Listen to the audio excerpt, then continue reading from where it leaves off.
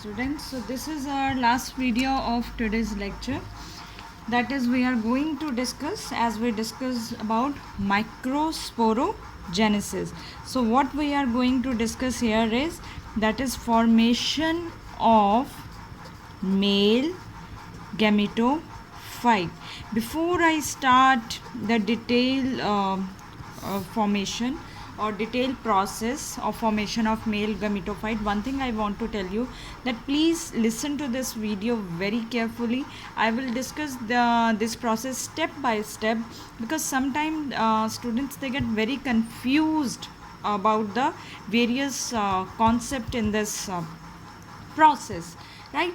So what we are going to discuss, formation of male gametophyte. Don't get confused, male gametophyte is also written by the name, that's also called pollen grain. Means what we are going to actually discuss here, that how pollen grains, they are formed from what we have made just in our previous video. So formed from microspores. We already have structure, that is microspores, with us. Now we have to form this male gametophyte or pollen grain from this structure, which is microspores. What we have with us, this structure, what is, I call this as the MMC, microspore mother cell, or in your NCERT it is written as the PMC also, which is known as the pollen mother cell. Both are correct, you can use any one of these. Which structure it change into, which type of structure? Tetrahedral type. How many spores, how many microspores? 4 microspores. So this is known as microspore tetrad, right? We call it as a microspore tetrad. What it give rise to? It give rise to 4, 1, 2, 3, 4. It give rise to 4 microspores, right? And these microspores, they will give rise to us, that is pollen grains. And what is these pollen grains known as? They are also known as male gametophyte. What is male gametophyte? Male gametophyte is that part or that structure which it helps in production of your actually which gamete going to play a role in reproduction? Male gamete. So male gametophyte help in production of male gamete. That is our aim, right? So what we have with us, that is, let's talk about its structure. So we have with us is microspores. This is the nucleus, the one layer which is present around this nucleus. This is nucleus, please draw it in center. This layer is known as plasma membrane, right? Plasma membrane. After plasma membrane or around plasma membrane, there is present very thin layer present around this plasma membrane, and this thin layer, very thin, continuous, no gaps, and this thin layer is known as intine, right? Now that is another layer which tapetum secrete. Tapetum secretes, what it secretes? It secretes exine. So we are going to make here, it is not continuous layer, it has gaps in between, and it is made up of most resistant substance, that is called the sporopollenin, which can actually tolerate any kind of stress, right? So what is this? This is haploid nucleus. And which membrane is this? This you can label this it as shaded place, you can shade it. and this membrane is our, which is secreted by tapetum. This is our exine, right? And exine is made up of most, this is asked in viva also, it is made up of which substance? That is sporopollenin, right? And who release sporopollenin? Sporopollenin is released by tapetum. Now, what is this structure? So, when microspore covered with two layers or surrounded by two layers, it is known as pollen grain. What was the ploidy of microspore? Haploid. So, pollen grain is also haploid. So, what is pollen grain? It is a microspore around which two layers? Around which exine and intine are formed. I think that you are very much clear till this point, that what is exine, what is intine, right? Now let's talk about one more point here, how this is formed. Pollen grain is which structure? Haploid structure, right?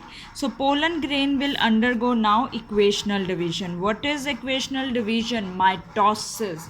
Mitosis is known as our equational division, as we study in 11th class, that there are equational division has, that is two steps. Equational division is known as mitosis. Now which is first part? That is the division of nucleus, which is called karyokinesis. And after karyokinesis, which division takes place? That is the cytokinesis. Cytokinesis is your division of cytoplasm. So now I hope this structure is very much clear. So let's see that how mitotic division takes place here. Now as you can see, this is the structure, and around which there is a layer which is exine. I'm not drawing here detailed structure, I'm just drawing for the equational division so that we can get better understanding of that. Now it goes under mitotic division. So mitotic, after mitotic, from one cell, now how many cells are derived? Two, right?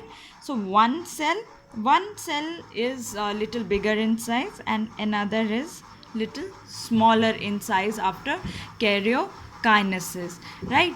Now this has the, after this there is the cytokinesis. Now after cytokinesis there will be division of cytoplasm, but as you can see, this is not equal. The point to note down here, that separation or division of cytoplasm, very very important point, that separation of cytoplasm is not equal here. One cell get more cytoplasm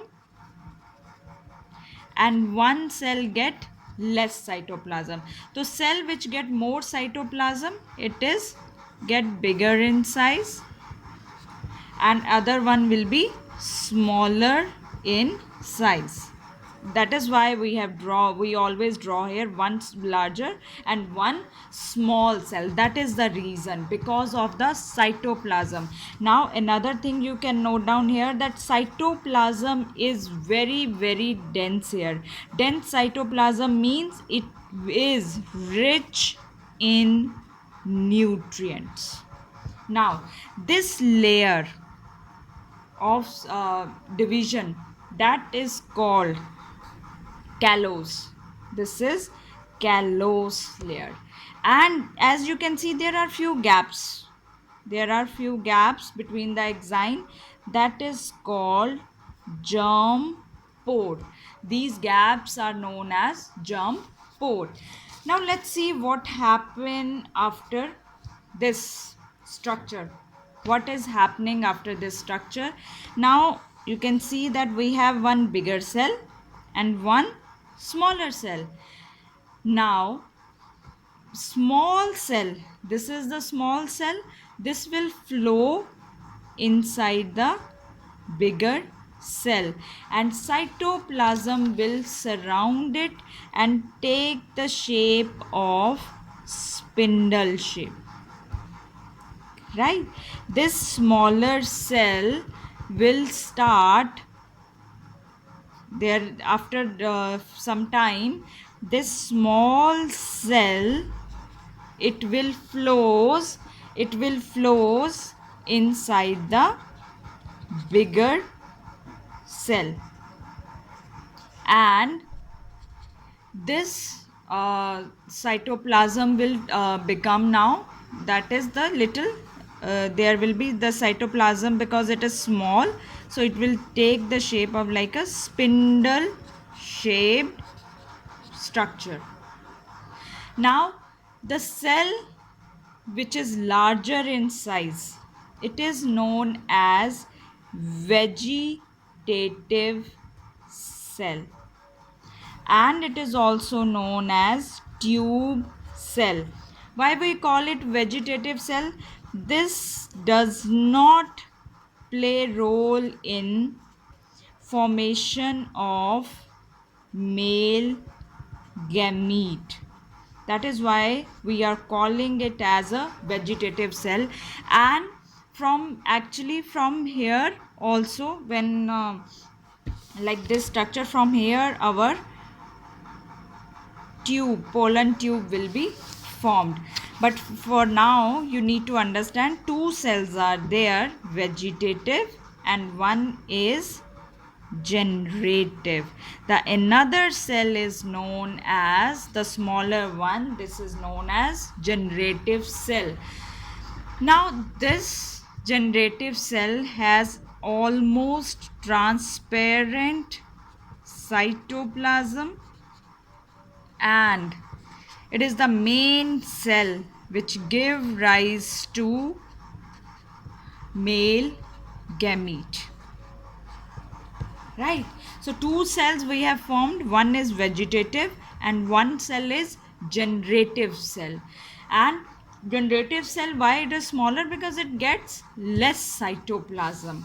And vegetative cell, because it does not play any kind of role in in production of male gamete, and from here only the formation of pollen tube occurs. That is why this is known as tube cell also. Now let's talk about sporopollenin.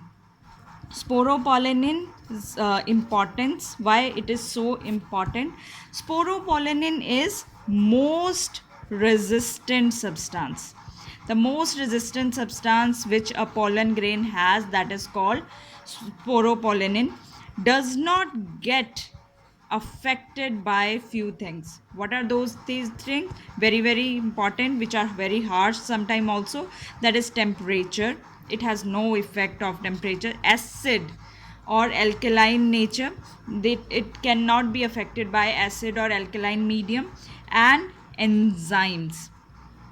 So enzymes also cannot degrade this layer. So that is why you can add a key point here, that when insects, they eat, what do they eat?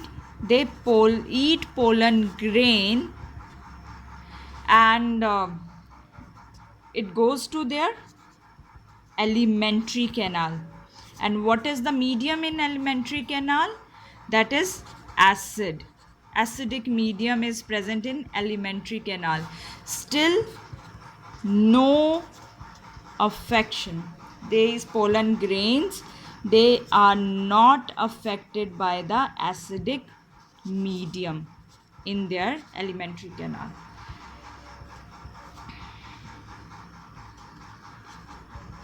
Right? So that is why we say that it is the most resistant substance. Now we have labeled here germ pore. What is a germ pore? What do you call germ pore? Germ pore is the area. What is that area where what is not present? Exine is absent. That area is called germ pore. Now we say pollen tube. Pollen tubes are formed by, how pollen tubes are formed? If this is our nucleus, one is bigger, one is smaller, and this is our exine, right? So pollen tube will invaginate from here. So pollen tubes are formed by extension of which layer? Here is present your plasma membrane. So it is extension of plasma membrane. Another point, important point mentioned in NCERT, that in 60% of angiosperm, it's a very high percentage, in 60% of angiosperms, how many cells you have? 1, 2. So in 60% of angiosperms, pollen grains, I have put N means haploid pollen grains, they are released at, how many cell stage? It is 2. They are released at 2 cell stage. That is asked in NEET also, that which stage 60% of angiosperm they release their pollen grain, that is 2 cell stage. How it is released, I told you yesterday also, that when anther is mature, then all the layers, epidermis or your epidermis, then endothelium and middle layer, these 3 layers, they become fibrous. And there will be, from which point? Then from point of dehiscence, your pollen grains will be released. Like I will show you the diagram, that what we draw here also, that these all layers, they will become fibrous, and from this point the pollen grain, this, when it will break from this point will be breaked, and here the pollen grain will be released and outer environment, right? And study of pollen grain is known as pollinology. When we study only the pollen grain, that term is known as pollinology. They are edible, we can eat them, and it can be obtained in form of tablets. If they are available in the market as a tablets also. And why they are tablets? They are very considered as important as the nutrient supplement. They are considered as the nutrient supplement, and specially very good for growing children, and because they are source of energy, so they are very good for growing children, as well as who require energy, that is the athletes. So they are given as the supplements to them. Now many people, as you can see, pollen allergy, many people, they are allergic to pollens, right? And that allergy is called hay fever. Very important question that is also asked, that what is the allergy of pollen grain? That is known as hay fever. Sometimes people get allergy of parthenium. Parthenium is a weed. It is known by the common name, that is the carrot grass also. The pollen grains of this is also very allergic.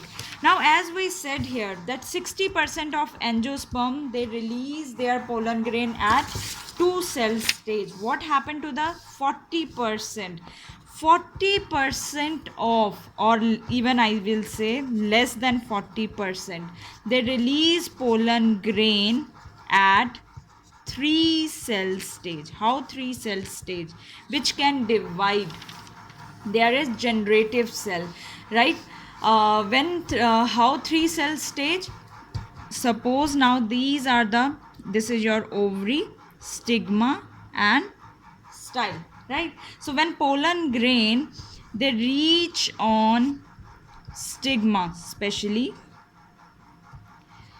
they are on stigma now, right? So when pollen grain, they reach on stigma, there is formation of pollen tube. At this time, generative cell, this generative cell undergoes mitotic division, and it will divide into two male gametes, right? So that before shedding, before shedding at the stigma, they reach at the 3-cell stage. So in 60% of angiosperm, they are at the 2-cell stage, but in 40% that generative cell divides, it undergo mitotic division, and this stage is called 3-cell stage. That is all about the formation of male gametophyte. If you are going through this video, after this video, if you will read NCERT, every step will be very, very clear to you, right? So next, in our next video, we will discuss about the megasporangium.